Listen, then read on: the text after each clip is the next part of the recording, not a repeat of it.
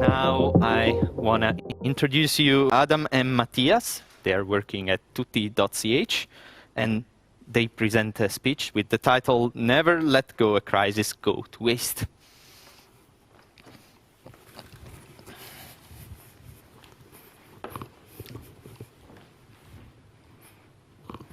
Hello, everyone.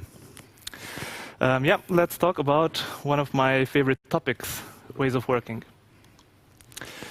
Some of you might recognize this picture. It was in 2014 when Spotify released the Spotify model. And this was a new way to scale agile teams.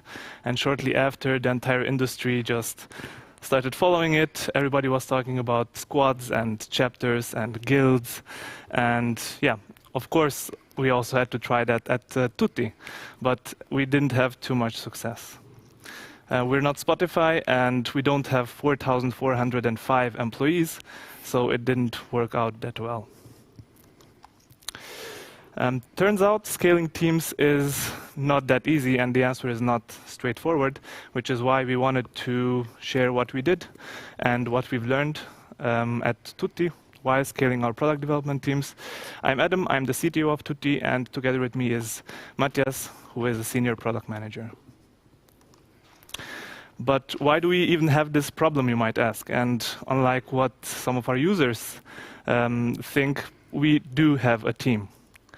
These are the beautiful people behind the product. But lately it's been looking more like this. It's totally fine. What matters for our story is that we have around 60 people, and 2/3 of that are doing product development. So what's the actual problem that we're trying to solve? You can see these 3 buckets. We have the team, people. Below that, you have the products. So we have a native iOS app, native Android, web, and core, which is our backend, API, and systems.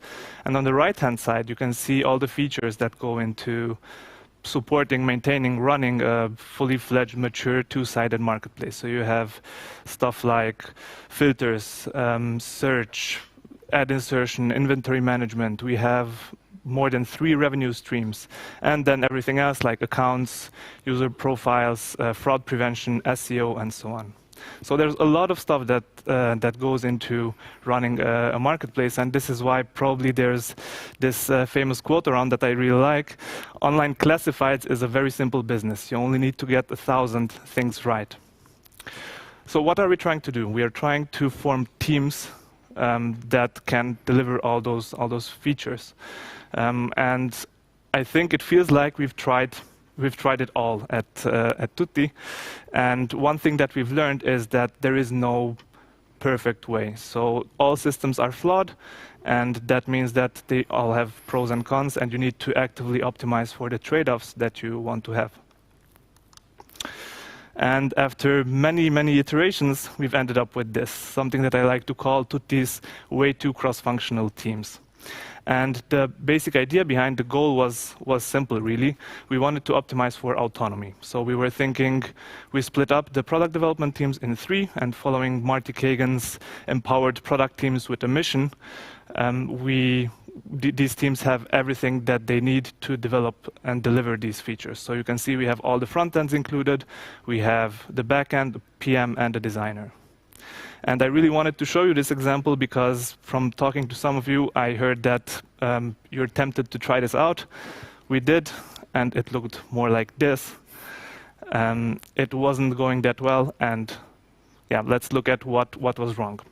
So we have this thing called the Beast, and the Beast is one backlog with 4 platforms, 3 front ends and a back end, and the PM has to constantly feed this beast and just give work to all the engineers, which leads to PMs not being able to focus on strategic topics, which in turn then leads to many underspecified, never-ending projects.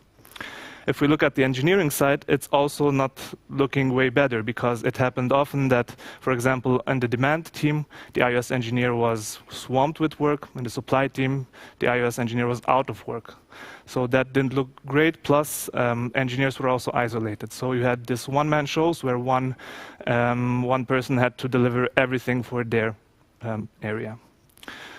This was the situation we were in beginning of this year, and it didn't look that well. After many reorgs, many iterations, employee satisfaction was at an all-time low, and I was already thinking ahead how we can get out of this mess, what we can do, and also how to roll out those changes.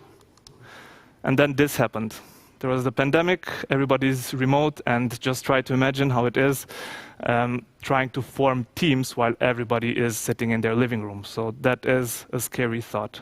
But on the other hand, this was the perfect moment. So this was just the push that we needed. There was a crisis, we had to react. The product had to be able to react quickly.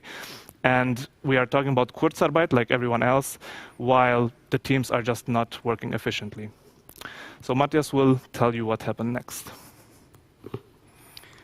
All right, so in order to face the challenges that Adam described, we decided that we didn't want to reinvent the wheel, but we stumbled upon this book, ShapeUp, by the guys at Basecamp, and I'm going to run through some of the building blocks of ShapeUp that we used at Tutti to see how we work today. So the first of these building blocks are initiatives.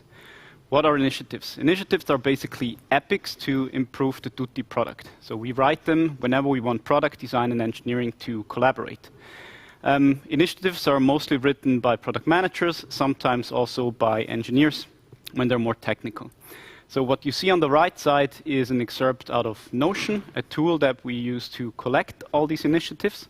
And as you can see, we end up with lots and lots of initiatives, and I'm going to talk later a bit about how we work with them.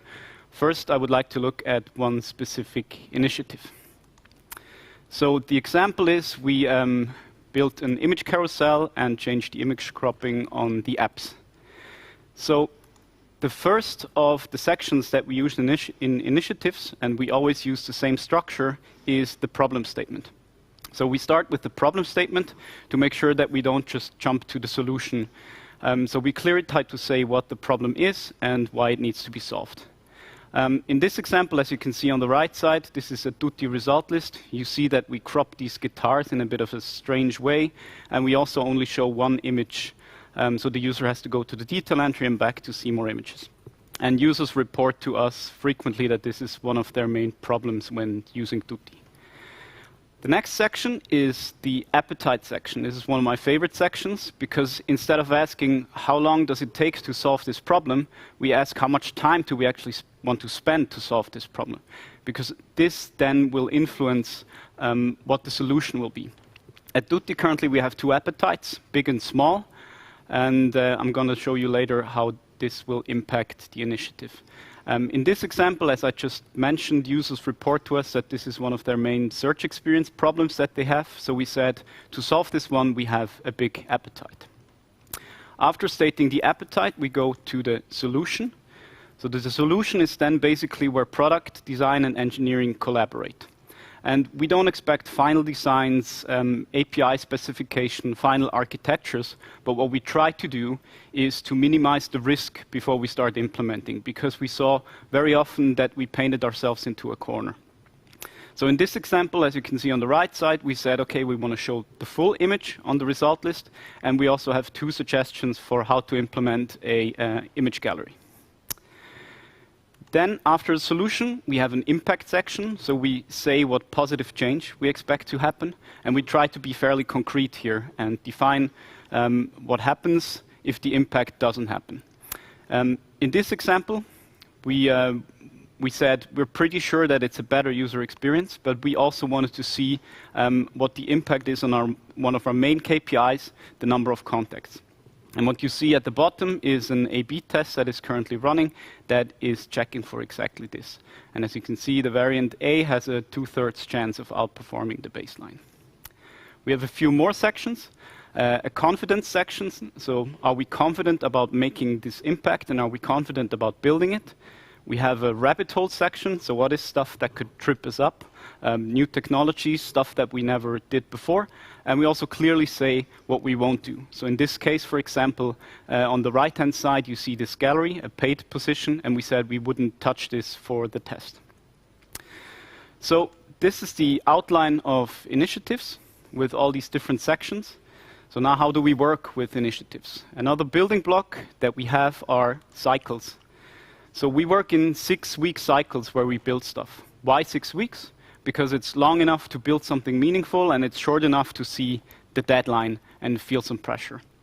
After the 6 weeks building cycle, we go into a 2 weeks cool down where we fix bugs, work on tech debt, and prepare the next cycle. Building time itself is uninterrupted time, so it's kind of like a sprint, and we only interrupt if it's urgent. We have a definition of what urgent actually is.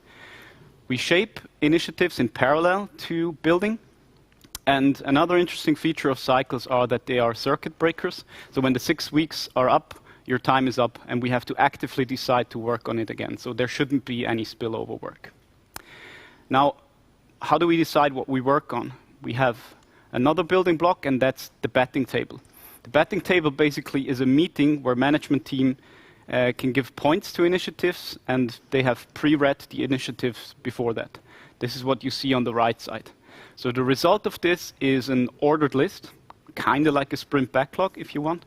And this is the basis for discussing how we do the cycle. And we also have a commitment step after that, where we talk with the engineering teams to see what they can commit for the next cycle. Speaking of teams, the first part of how we organize teams is that we give everyone a functional home base. So we have an apps team, a web team, and a core team. And also the product managers and the designers are in a functional home base.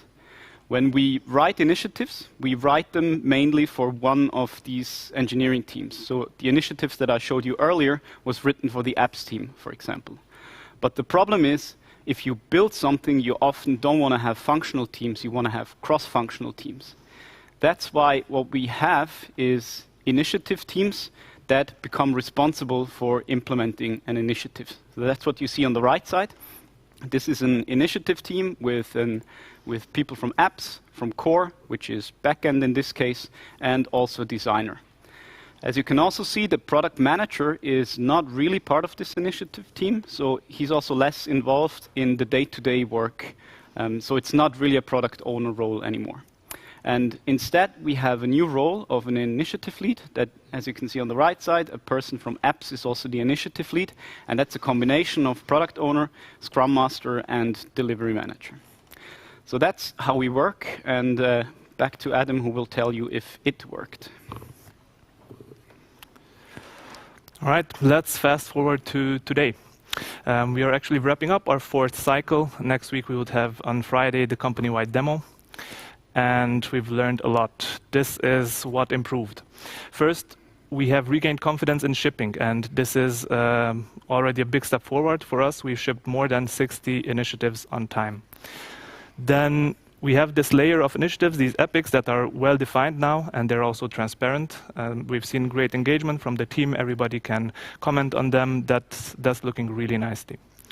Another nice side effect is that management has now this hands on the steering wheel feeling, which means that we don't just formulate high-level goals and OKRs and then hope for the best, but we actually prioritize these initiatives. So there is a big commitment there, and we have more skin in the game. The entire company is aligned. Looking at the people involved, the PMs can clearly focus on being PMs and on the strategic work. And for engineers and designers, this means that they have great autonomy and they're empowered to figure out the how. But yeah, if everything would be perfect, it would be boring, right? So these are the things that we're still working on. One example is that better product focus is not built in. So this means that if you have 5 competing goals, it's still tough. Some work did spill into cooldown. We were late. We underestimated sometimes the effort that goes into wrapping up an initiative.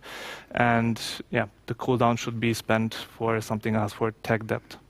And maybe the toughest one is that building and shaping, it's a delicate balance. It's the same people involved in building right now the initiatives, but also looking ahead. That was about it. I hope you liked it. And yeah, we are really into this topic, as you can see. So 30 years from now, we'll probably still be talking about cross-functional teams and autonomy and whatnot. So if you want to join the discussion, just reach out. Thank you. Matthias, Adam, thank you very much for your talk. We don't have any question for you, so stay tuned. The next talk will be at 11. Thank you very much. Thank you. Thank you.